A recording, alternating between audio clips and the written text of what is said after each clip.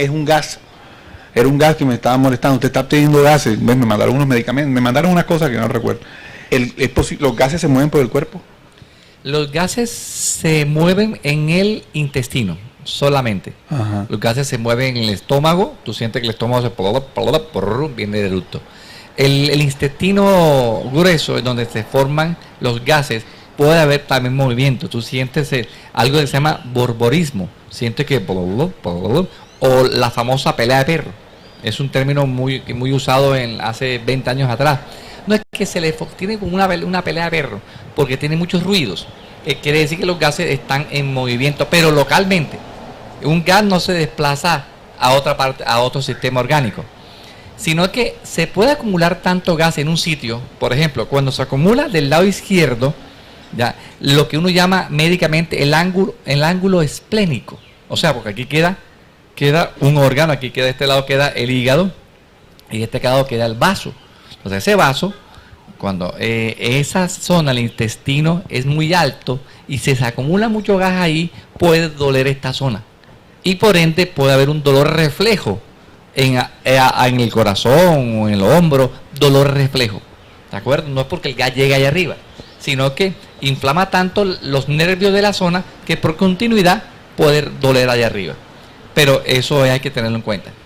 Bueno, y yo al principio le hacía una pregunta. En el caso de, bueno, estamos hablando de un promedio de 15, 25. ¿Es malo o es muy bueno que una persona no tenga gas?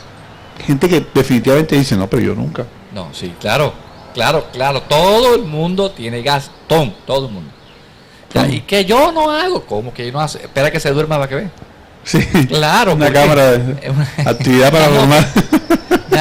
¿Por qué? Porque es natural y normal que eso suceda. Ahora, que le saquen broma, chiste, y ojo, y no hay que ser tan descarado con la pareja, porque hay problemas de relación familiar. Hombre, de convivencia. De convivencia, sí. Por supuesto. De relación familiar, eso es lo último, claro. Eso mata pasiones. Eso mata pasiones, sí, señor. Además, que yo creo que cada individuo debe conocerse su sistema. Dice, y fíjese, es verdad, y hay gente que uno no siente. No, sinceramente, la persona vino y hizo... ¿Qué no siente? O sea, hizo su gas al aire. El follado. Y uno nunca sintió ni olió nada, cero. Pero hay una persona que no... Mira, nada más soltó y enseguida... ¿Por qué hay una diferencia entre ciertos personajes? No, y lo digo, ¿verdad? Esto con todo respeto. No, con toda la seriedad del caso, porque puede ser... Porque hay unas personas que cuando botan esos gases por el ano... vienen unos con unos olores que y otros que pasó desapercibido. Que uno ve que todo el mundo se le despega al personaje y todo el mundo sale corriendo. Por el tipo de bacterias que están colonizando el colon. Hay el tipo de bacteria, el tipo de alimentación. Hace 10 días, 15 días, pasó una anécdota curiosa. Ya estaba yo en un banco de la ciudad, el banco estaba lleno. Y resulta que de repente estoy hablando, no la cajera, sino hablando con las señoritas que están atendiendo al público. Y cuando de repente se despeja la zona, todo el mundo se tapa. De repente llega la nube tóxica donde estoy yo, y colegaramba, ¿qué pasó aquí? Y la misma señorita, ese señor que acaba de salir, se acaba de echar uno. Y entonces, y resulta que yo conocí a ese personaje. Yo me quedé callado. Qué pena. Yo conocí a ese personaje, pero pues salvaje. Después cuando le conté la anécdota no al amigo, pero sí lo conocía bien, te cuento que soltaba, pero de la risa. Oye, mira, ya dejaste un hijo tuyo. Ese fue una tenaz. Nos los tragamos, yo creo que las 100 personas que estaban ahí, pero me preocupó médicamente. Este tipo hay que hacerle una colonoscopia ya. Este señor ya tiene el bolero en el hombro. Oye, hospitalícenlo. Y si me estás viendo, ve a consulta si todavía no te han hecho el examen. Hospitalícenlo. Tremendo.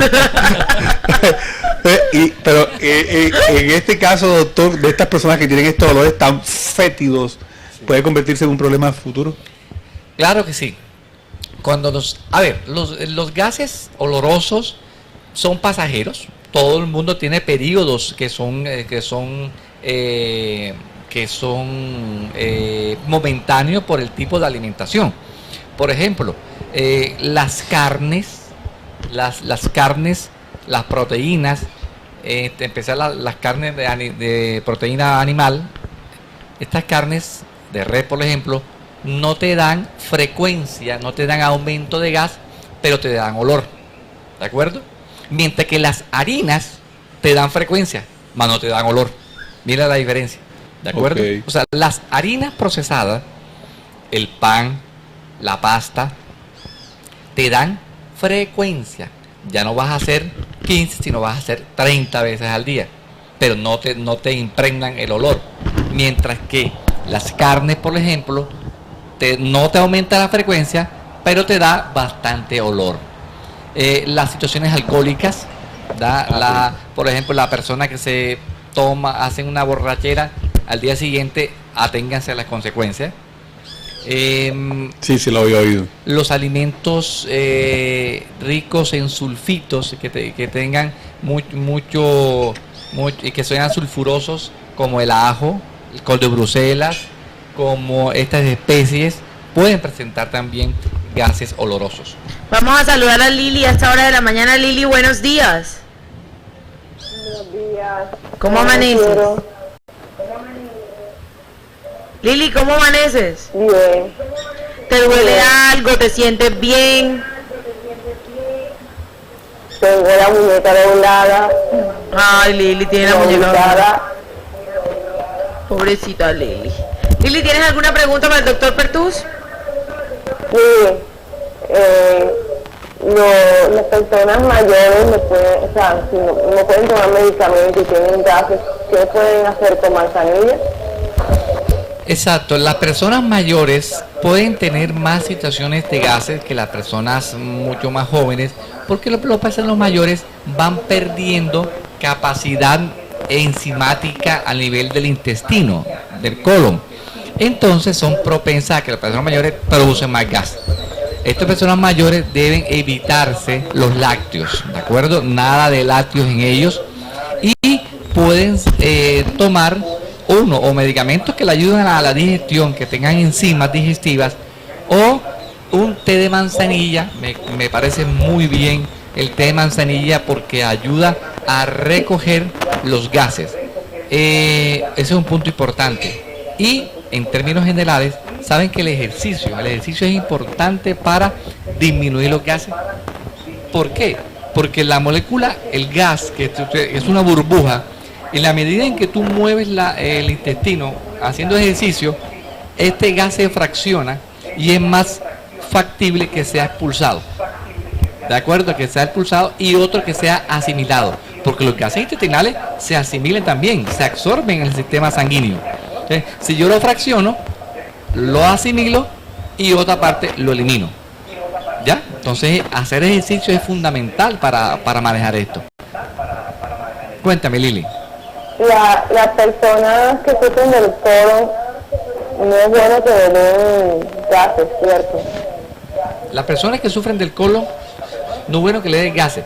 Las personas que sufren del colon, y es una buena pregunta, Lili, porque así nos pone de referencia al caso del colon irritable.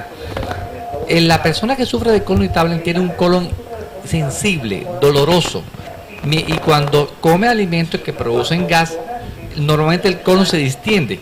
Ahora, una persona que tenga colon irritable y otra persona que no tenga colon irritable, y los dos hayan comido una porción de frijoles, por ejemplo, los dos igual, la persona que no sufre de colon, el colon se distiende y elimina gases normalmente. Pero esto para la persona con colon irritable es muy complicado. El hecho de que el colon se le distienda va a ser muy doloroso y va a arrojar sus gases, va a descansar mucho más. Pero no por el fluido, sino por la inflamación que tiene el colon en sí. Entonces sí debe cuidar la dieta del paciente que sufre de colon. Mi Lili, un beso para ti. Cuídate mucho. Chao. Chao, chao, mi Lili. Gracias, chao. Aquí llega una preguntita, Toño y doctor, a través de las redes sociales. Una pregunta de qué pasa en el caso de las mujeres embarazadas. ¿Pueden ser propensas de pronto a tener más gases? Las mujeres embarazadas son propensas, uno, al estreñimiento. Ok.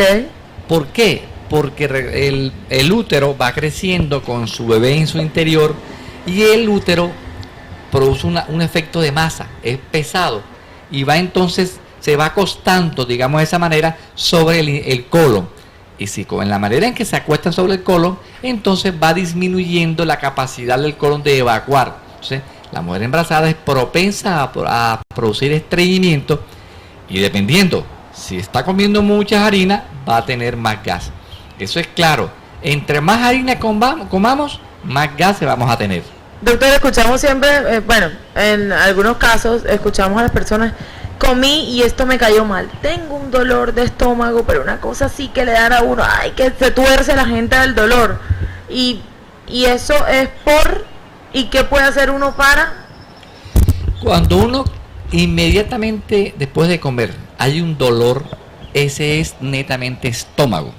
Ya no estamos hablando de colon, estamos hablando de estómago, porque recuerda que apenas la comida llega al estómago, ahí viene el segundo proceso de digestión.